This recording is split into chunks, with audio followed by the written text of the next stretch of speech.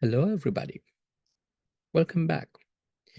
In this lesson, we will go over the most realistic forms of applications that you can expect in calculus. However, some of them are still textbook problems. But now, with this lesson, after you complete this lesson, you will have good intuition how you can approach a real world scenario by using a by using calculus concepts. So first of all, optimization problems. When you consider optimization, what do you, first of all, what do we mean by optimization? Optimization is none other than finding a maximum value or a minimum value for a given quantity. So when you consider finding maximum or a minimum value depending on the scenario. Now, when you're considering a business, you would not consider maximum cost. Of course, you can have maximum cost no matter what. So you should ask for the minimum cost. And then when it comes to the profit, you cannot ask for minimum profit because it doesn't make sense. In that kind of a scenario, you can just have any uneducated portfolio and then you will get some outcome. So there is no way that you can have a meaningful minimum profit. Instead, the sound question is maximum profit.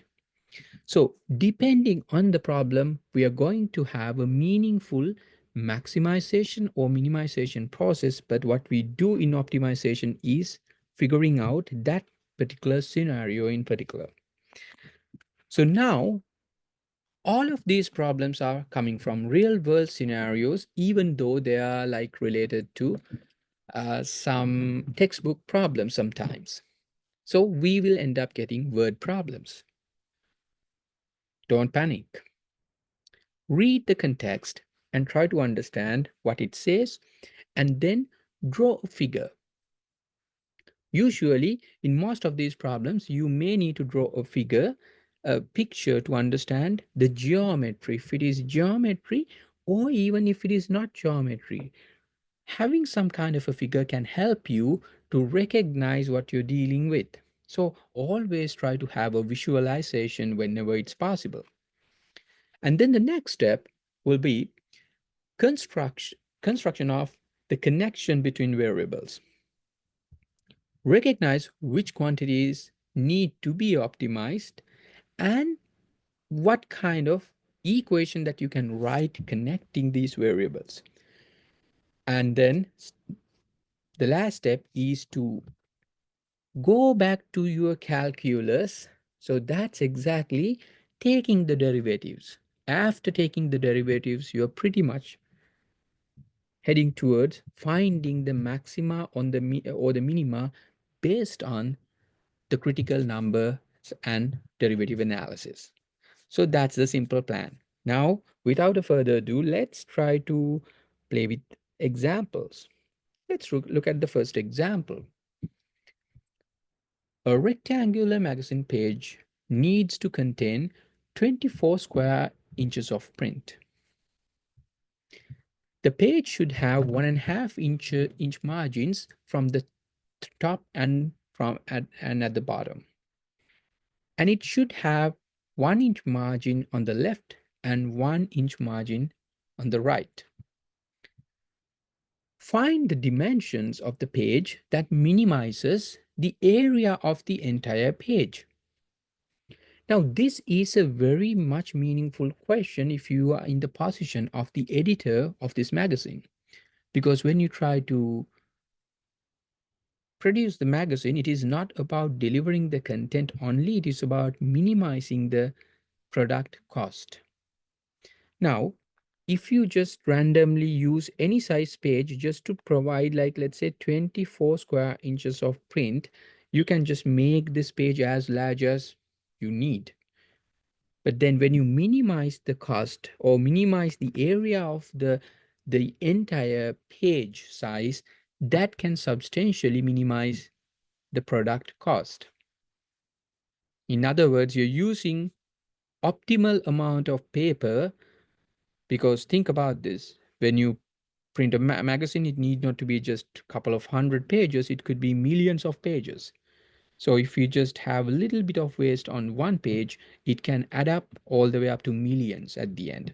So that's why this kind of a problem could be converted to a really meaningful question in the context of any business, right?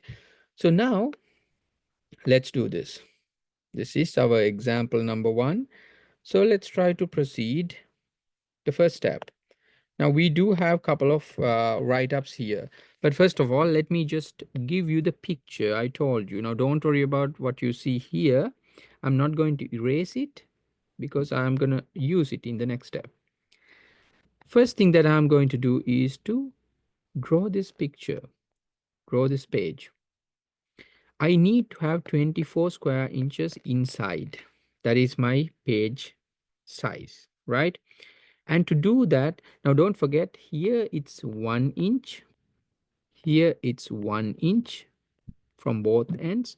And here the top is going to be 1.5 and the bottom is going to be 1.5. Now we need to introduce variables into this picture. There are multiple ways of doing that. However, I will use variable x to indicate the interior and y to indicate the interior width and the height of the pages, respectively. And then once you do that, now don't forget, the printed area is exactly measured by this inner square. So that is giving us a condition or a constraint between these variables.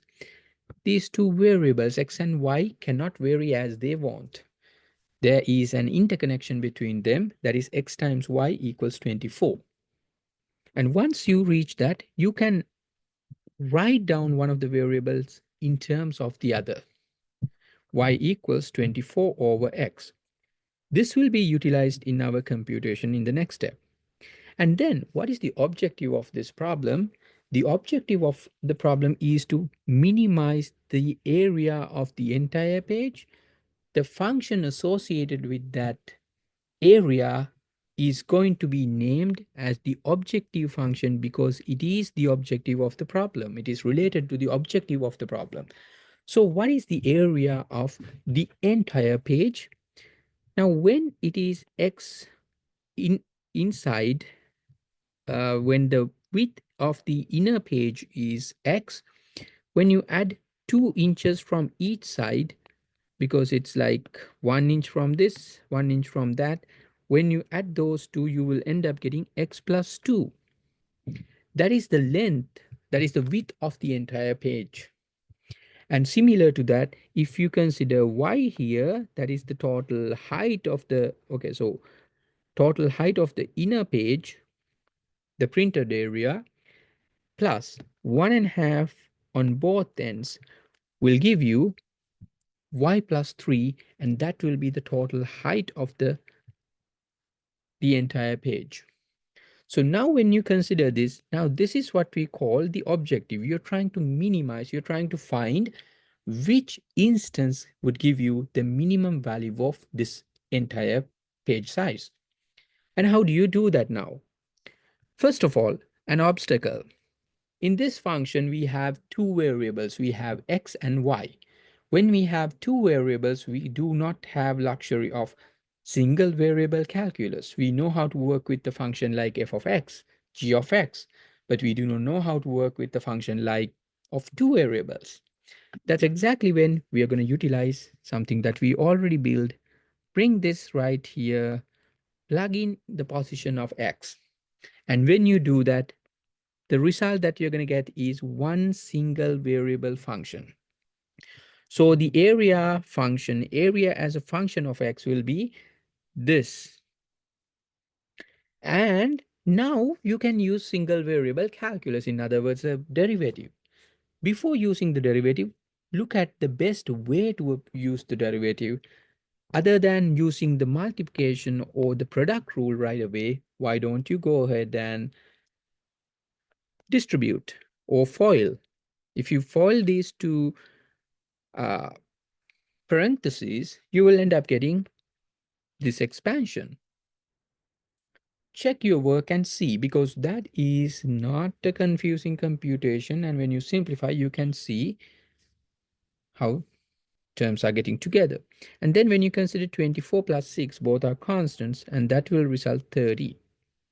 On the other hand, we have this component right there, and 3x remains intact. The next step is about thinking about the way that you're going to differentiate. Don't forget 1 over x, or 48 over x, is none other than 48 times x to the negative 1. So now write it in the power form. Now take the derivative. You know how to take the derivative. Once you take the derivative, the next step is about equating that derivative directly to 0. When you do that process, equate that to 0 right away. And when you do that, you will end up getting critical numbers. So for critical numbers, you're going to equate this component to 0. And these are the critical numbers that you're going to get. You will have 16 square, 16 equals x square. That brings us x equals negative or positive, positive 4, right? So now when you get to this point, you really need to think about the real world context that you're dealing with. You're measuring a length by this variable. Can it ever be negative 4? No, it is not meaningful. So some of these mathematical models can result meaningless answers, because the mathematical formula has no idea what we are dealing with. So it is up to us to connect it with the context. So this value can be ignored. And this is the only meaningful value that we are going to bring to the next computation. And then in the next step, to recognize the global minimum, or like, let's say, whether this particular value results a minimum or not, you can do it in two ways. You can use the first derivative test. That simply means a table, and see whether it actually gives you a minimum. Or the second idea is to look at concavity at this point. If you plug in x equals negative x equals 4 in the second derivative, right? We computed the second derivative also right here out of the first derivative. Here, this is the first derivative. And when you get to the second derivative, it is just this simple computation. You end up getting this value. That is a second derivative.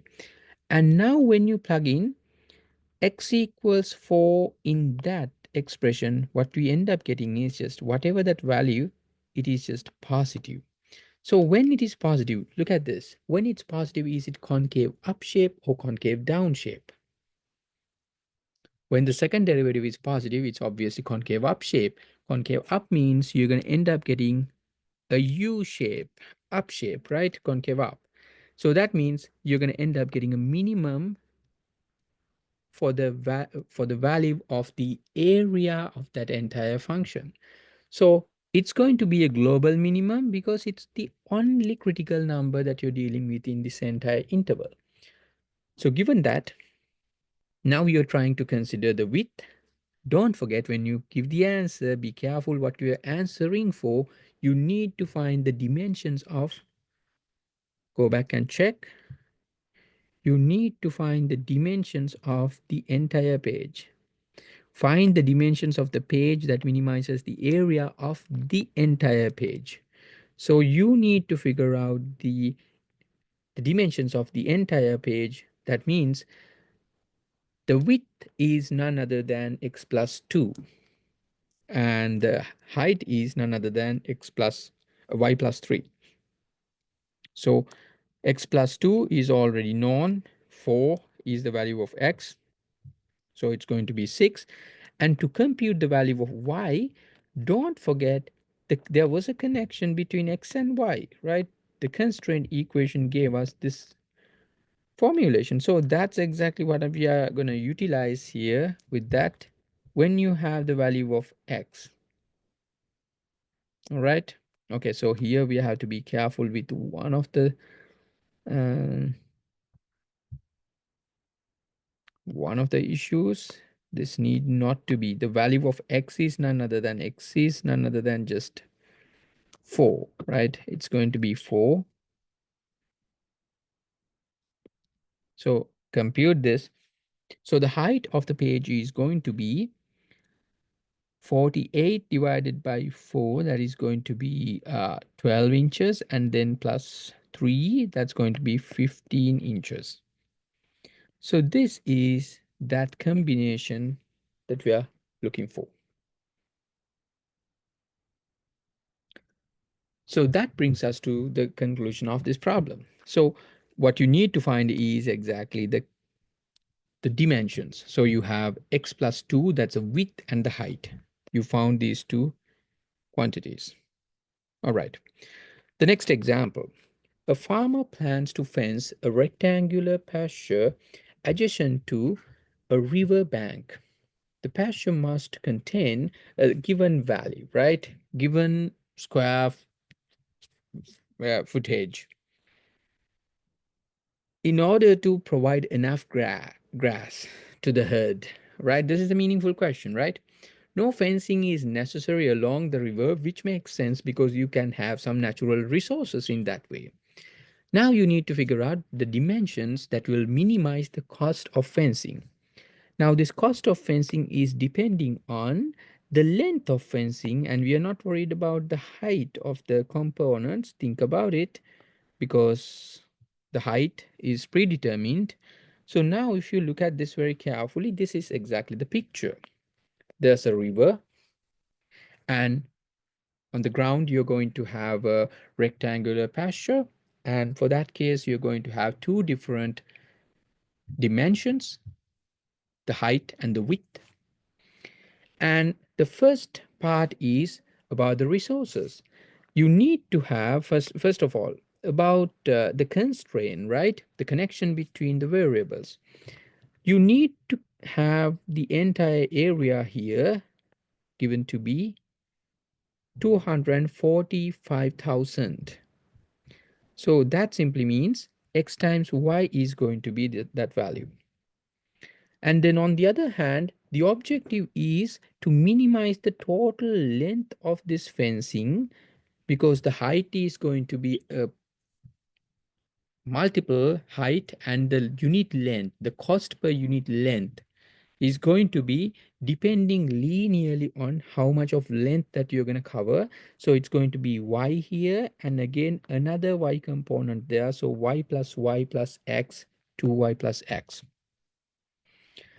The next step, from this equation, you can have the value of y, 245,000 divided by x. Now you can plug it in the position of y, and this is what you end up getting. And then once you are in this level, now you can use calculus, single variable calculus. Don't worry about having different scenarios, and try not to involve too much of these numbers. Just those are numbers, leave them alone. Take the derivative, and we know the derivative of x to the negative 1 is going to be negative 1x to the negative 2, and this one turns out to be just 1 when you take the derivative. And then to find critical numbers, you're going to set this to 0. That's what you see. And that will bring us to the computation of these values, right? So you're going to get x square equals 490,000. And once you get that, x is going to be plus or minus 700. And clearly we know a negative value is not acceptable for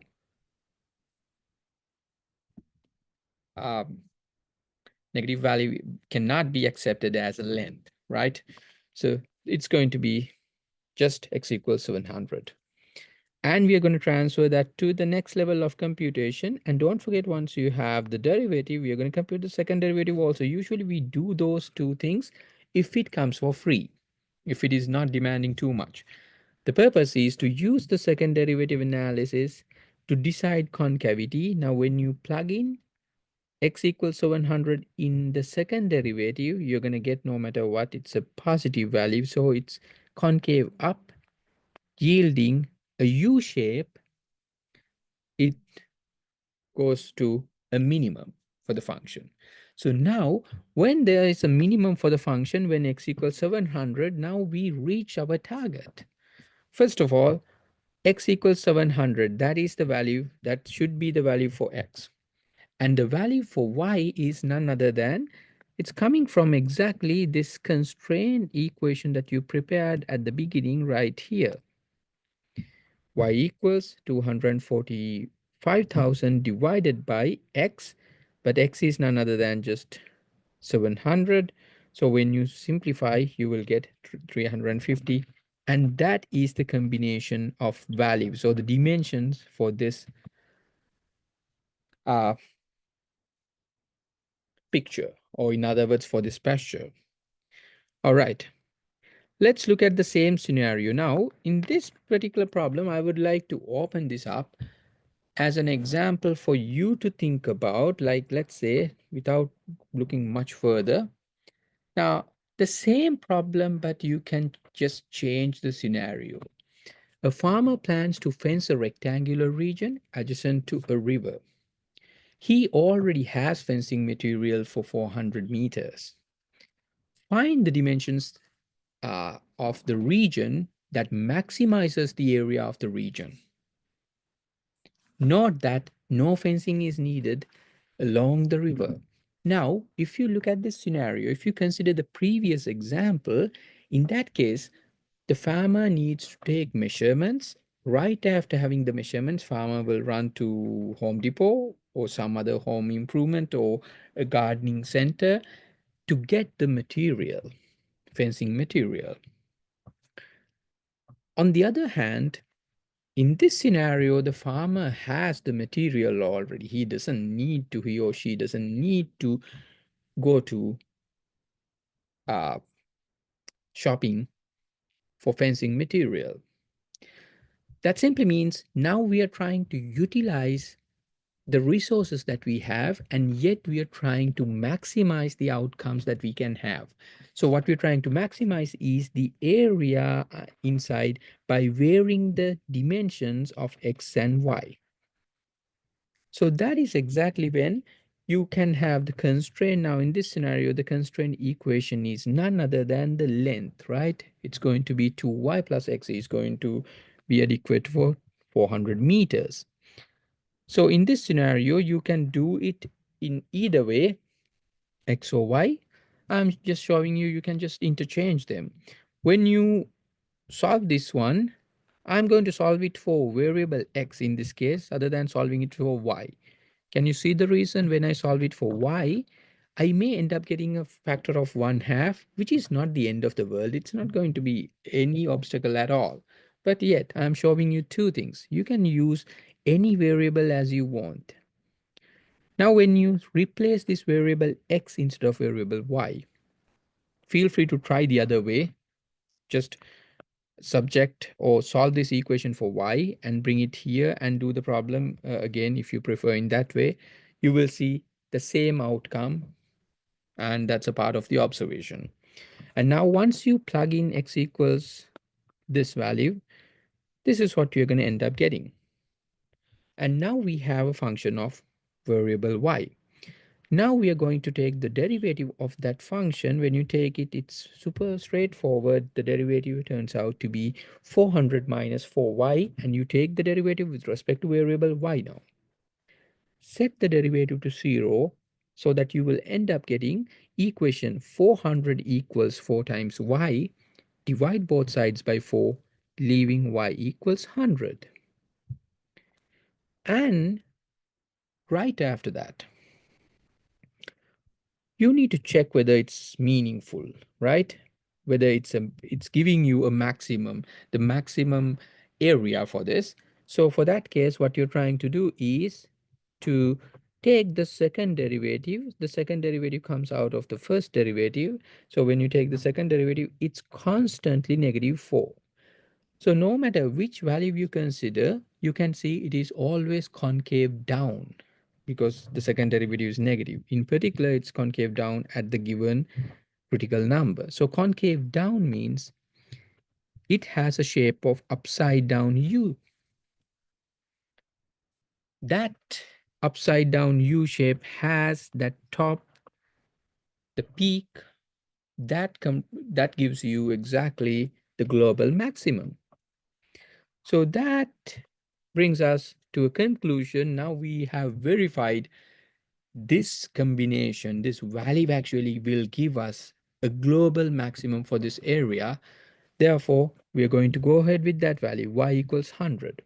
Now, saying y value is not adequate because the farmer needs the length and the width for this rectangular region.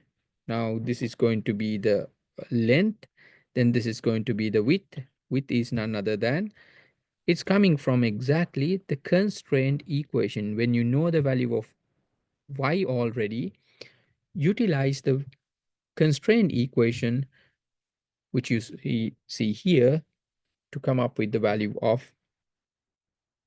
the width of this. So width and the height, right? So those are the two values. So we do have those two dimensions. So with that, one more problem. A manufacturer needs to design an open box having a square base that has a surface area of 100 square inches. What dimensions will provide the largest possible box? So now let's try to see. A manufacturer needs to design an open box having square base, and okay, having square base, and in fact there should be a comma here, otherwise the wording is going to be uh, slightly off, right? That should have a square base, and then that box has entire, let's say, exterior surface area of 108 square inches. Now let's draw a picture to see what this means.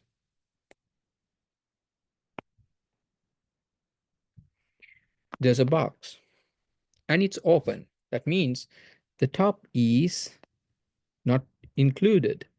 However, you need to consider all other 5 sides. The base is a square, therefore we will indicate that length by, right, we will, what happened there? Delete here. So the base simply has uh, the same dimension, x and x each side, and then y is just giving you the height, right? So now the constraint equation. The constraint equation comes with, like, let's say the area of each side. Area of this side is none other than x times y. The same thing if you consider this side, it's x times y. If you consider the other side, right, again, x times y, and this side is, when you consider that side, right, the back side of this, it's none other than x times y. So 4 copies of x times y, and don't forget the base that you see here, and that gives you x square as well. All together will count for 108. Now from this equation you can solve this equation for variable y.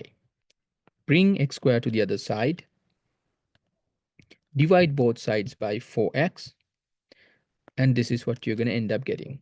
And this is the constraint equation because that combines, that imposes the constraint of these two variables. And then the objective is to maximize the volume of this box.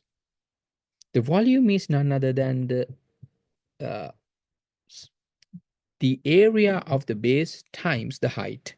So that's exactly what you see here. V, the volume, is x squared times y. Now you can bring this y and plug it in the position of y in the objective function to come up with this. And now after that you need to differentiate. But my recommendation, do not ever think about differentiating a function right away.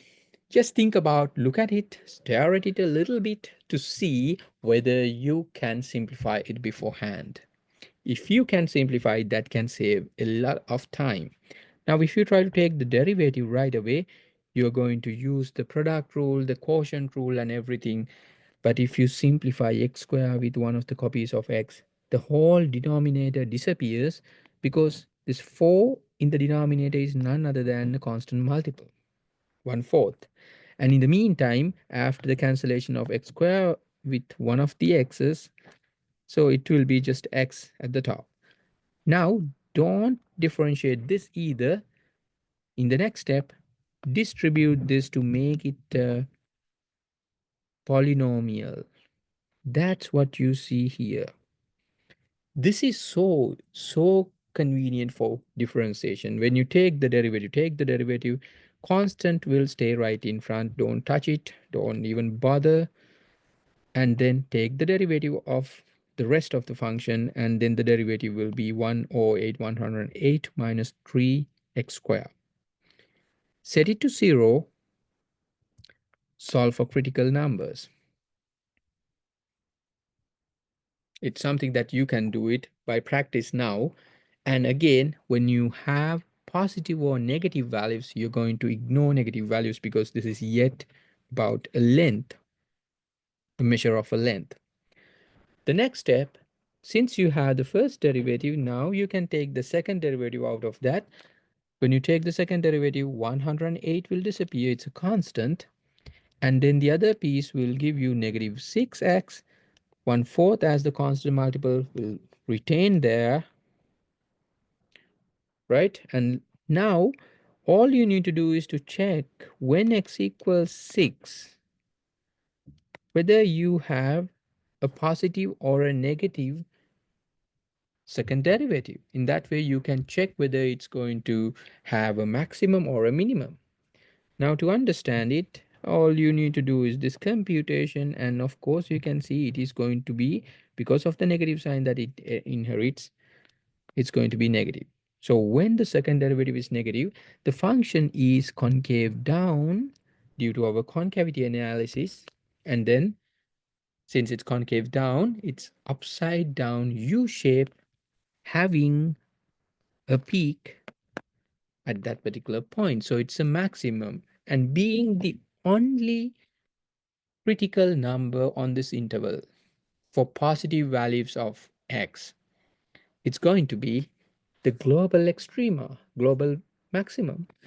So that gives us the maximum value, but what we really need is in the problem, go back and check the problem. The problem is asking you to find the dimensions. To find the dimensions, what you're going to do is to, first of all, write down one of the dimensions that you have, x equals 6, that we already found. And to compute the value of y, bring the value of x into the constraint equation. This is the simplified version of the constraint equation, and that will give us exactly the corresponding value for y. So this brings us to pretty much like the conclusion of this particular problem, and it is yet giving a really good sense for a realistic application. If you think about it, think about shipping some uh, uh,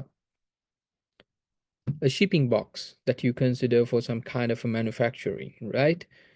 If you can have more included in one box, that makes sense to minimize the cost on the other hand.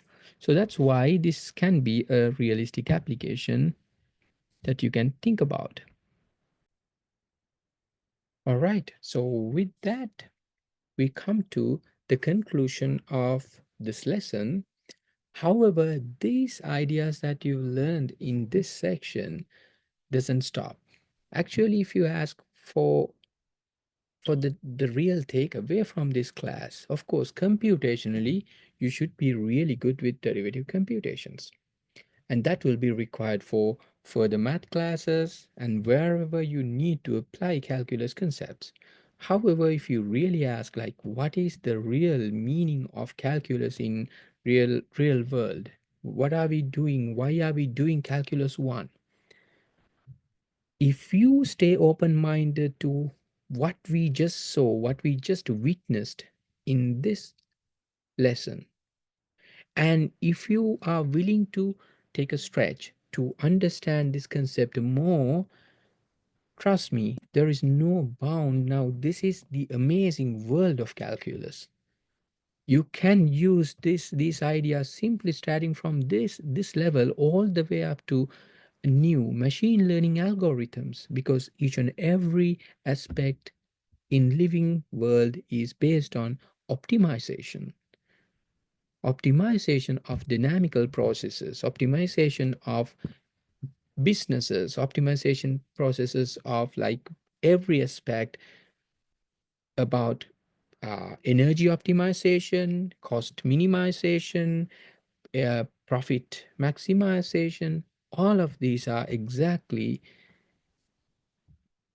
starting from this point. You can explore anything you want if you uh, find a firm grip of this concept. So that's exactly what brings us to a conclusion of this entire conversation.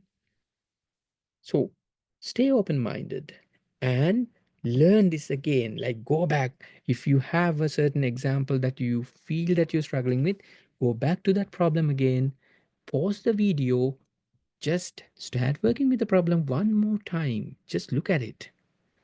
Just try to accept the challenge and work with the problems separately, and think about like this concept, the way that it is applied in real world. And that will be a wonderful conclusion to your calculus 1, because it is not just about learning some theory, random theory. It is actually something that you can use in real world. So with that, we're going to conclude this conversation, and I really hope you enjoyed the conversation. Of course, in mathematics, it's always about there are challenges. There is a certain component challenging you. If it doesn't challenge you, you shouldn't be here. Now, when you work with it, that challenge is exactly what makes you better. So, accepting the challenge and learning these concepts is going to give you enormous advantage even without you knowing the progress. So that's exactly why I'm saying it's okay to struggle with some concepts in mathematics. Some of the problems, everybody struggles in mathematics at their own levels, and some people decide to stay with it because it's full of fun and joy. All right, with that, again, one more time, this is the conclusion, and I really hope you enjoyed this journey, and I really wish you the best of luck, and see you again in a different course, in a different explanation. Have a wonderful time.